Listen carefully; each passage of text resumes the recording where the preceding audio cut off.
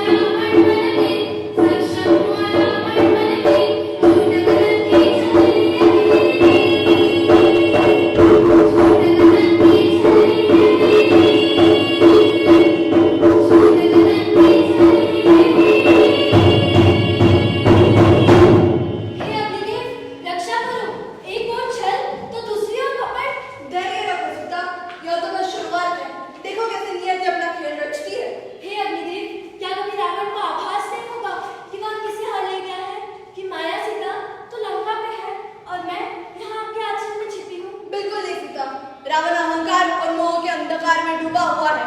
वो स्वयं को सर्वश्रेष्ठ समझता है और यही अंधापन उसे सत्य देखने से रोकेगा। उसे अब कभी नहीं समझ आएगा कि वो माया सीता को ले गया है।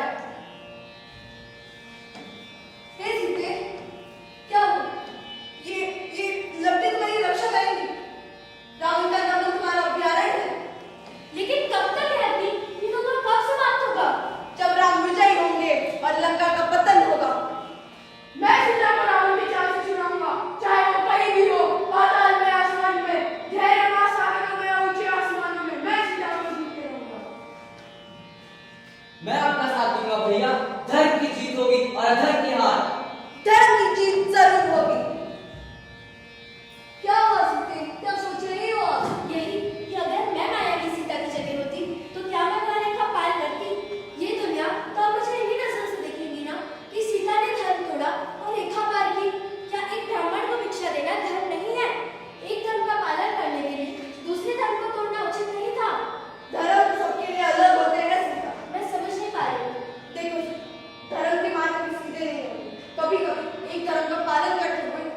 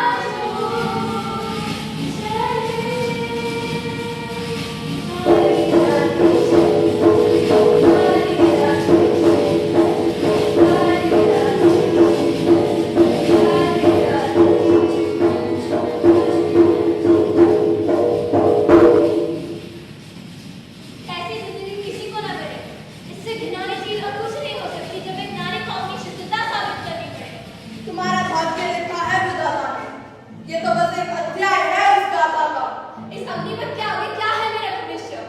अब कितना